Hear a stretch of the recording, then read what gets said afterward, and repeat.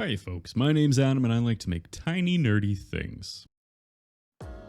And recently I watched a show called Arcane, which is apparently based off some indie game developer's passion project, something like Company of Heroes or League of Icons or something like that. I don't really know. It's a pretty niche game, so not a lot of people will have heard about it. Anyways, it's about a sister who likes to punch things and another sister who wants to grow up to be Harley Quinn, so I thought I'd give making one of them a shot.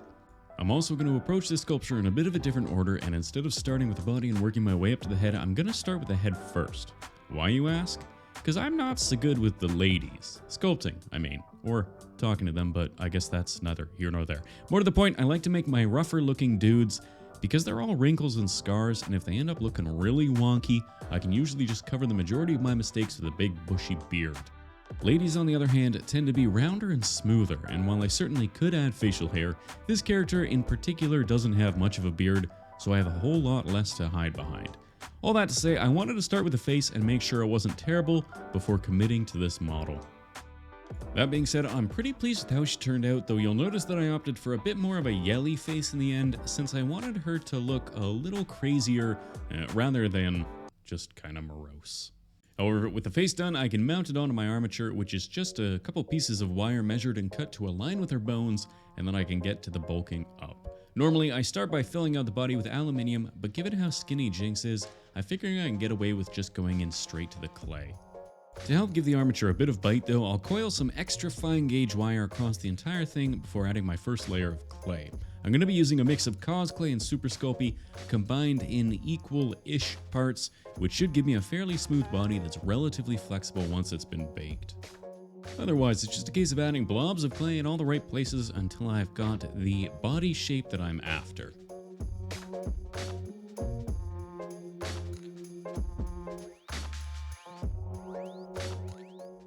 And once I've got the shape finished, I'll give it a quick first bake before I get started on adding all those little details in.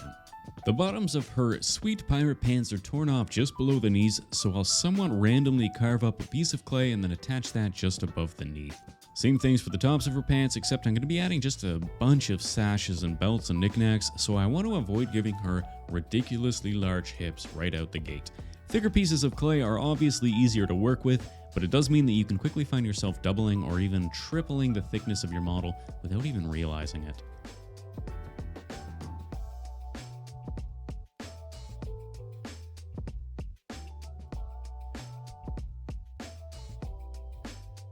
Once I'm happy with my accessories, I'll toss it in the oven and then get started on the boots. I'll start by smooshing some blobs of clay into place, then cutting them down to an appropriate size and shape. Then I'll cut the tops off about halfway up the boot so I can add her patented boot flaps. This is done easily enough by making an extra long tube and then folding it down. However, before I do that, I want to add the little details in while these parts are still easily accessible.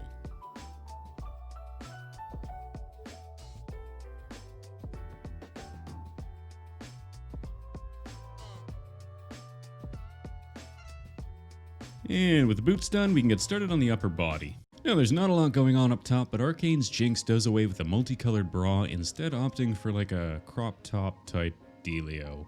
This will get blended over the already shaped, rather shapely chest, and then I can add the little buckles and straps that help break up a little bit of the monotony. Now, I don't really understand what these things are for, and I was trying to come up with a reason for the straps here, but then I looked at my partner's wardrobe and realized that when it comes to female fashion, it's very much a form over function world, and I'm hella jealous. And the last little detail of the crop top is the belt that I guess holds her shirt up? Again, belts aren't really meant to hold things in place so much as to accessorize, and I can appreciate that. Finally, before I get to work on her arms, I want to make sure my final pose is figured out. Originally, I was going to go with the minigun, but decided I really like the look of her pistols, so I opted for the old pistol and grenade duo instead, so I will angle her arms accordingly.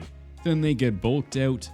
Without being too bulky, again, she's not a particularly large character, but she does have a little bit of muscle, so it's important to get the muscles placed properly, and I will leave her forearms nice and skinny so that when I come back to give her her gloves and armbands, she doesn't suddenly end up with Popeye arms.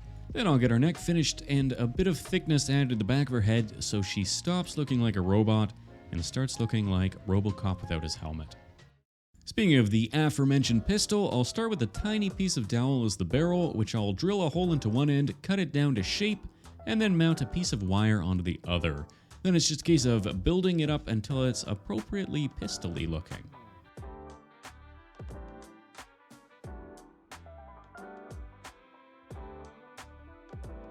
I'll make the hands separately, then sculpt it directly onto the pistol. This way I've got something firm to sculpt on top of, which will really help when I start to add the detail, and I can also add the fingers at the correct angle and the thumb so that they look like they're holding the gun in a semi-natural way. This then gets stuck onto the arm stub and blended into the forearm. I also really like the design of Jinx's grenades, so I made a teeny tiny one for her left hand.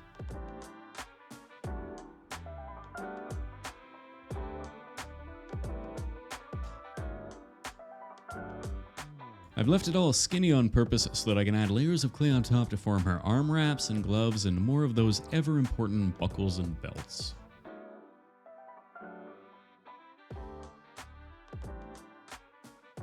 And it's into the oven to lock it all in place, and I can sit back and realize I should have done the other sister. Jinx has 2 floor-length thick braids, and I was ill-prepared for just how much work goes into making braids. Foolishly, I thought it would be a simple case of braiding some wormy dealies and then sticking them onto the back of her head. However, the lengths of clay would be super fragile and they wouldn't have any movement. I want my braids to be whipping around her body, and despite my best efforts, I couldn't figure out any way to add the wire onto the already woven braids without having them be super obvious. So I had to abandon that attempt and try something different. Finally, I settled on the painfully slow and mind-numbingly dull process of creating fake braids, little wormy dealy by little wormy dealy. Now, I don't think it looks nearly as good as the actual braided lengths look, but it has the added benefit of not breaking off if I sneeze too aggressively. And I can say this from experience. I took this straight out of the oven and dropped it immediately, but the fake braids stayed in place. This may be the future of hair. However, with both braids finished, I was left with a happy, albeit somewhat oven-baked Twi'lek. Thankfully, once the rest of the hair gets added, it starts to look a little bit more like the B-list Harley Quinn we all know and love. And with the hair in place, it's ready for one final bake, and we're on to the painting. Now, given how many times Jinx was baked, she was starting to look a little multi-toned, so I'll start by priming with light gray before applying a few light coats of skin tone. I know I'll need to come back and touch this up later given how often I overbrush with blues and purples and reds, but I like to put down a few coats now so that touching it up later is easier. Then I can paint her purple pirate pants before applying perfect pinstripes with a lighter purple.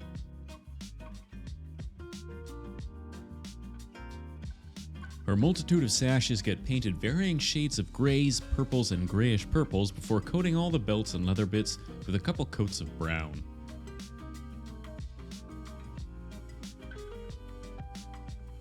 Then her edgy gloves get a coat of edgelord black, and her hair gets a nice thick coat of blue. And it's on to all the smaller details. I'll start by adding the broad strokes for her cloud tattoos, which I will outline later before painting her eyeballs. I started with relatively normal sized pupils before deciding to supersize them and go all in on the Zooey Deschanel. Then I'll recoat a few of her belts so they stand out, and I'll paint her grenade and pistol with some gunmetal gray before adding some highlights with some golds and silver.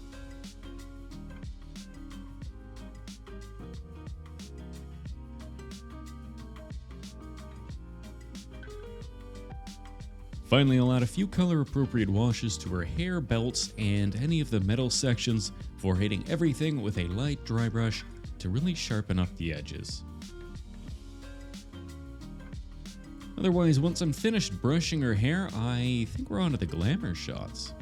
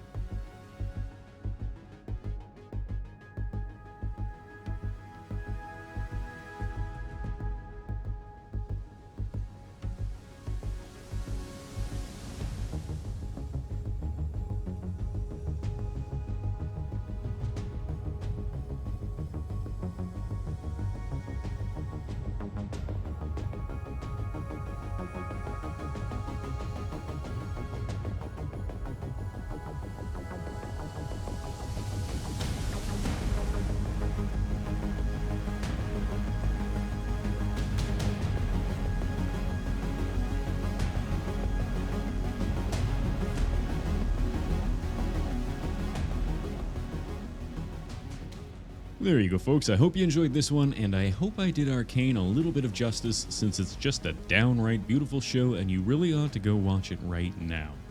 If you did like it, leave me a comment down below and hit that like button. If you didn't like it, I guess you can hit the dislike button, but it doesn't really do anything anymore. Subscribe if you want to see more. I make new videos every week, and a big thank you to my patrons who make these videos possible each week, and a very special thank you to my newest patrons, Nell Noose, Glenn Weaver, HK Shade in the Jacket, Derek Saucier, Bottenbow, Rachel Steers, KJ Creates, and the Orange Armory.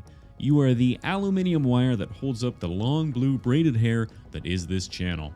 Otherwise, we'll see you next week. Cheers.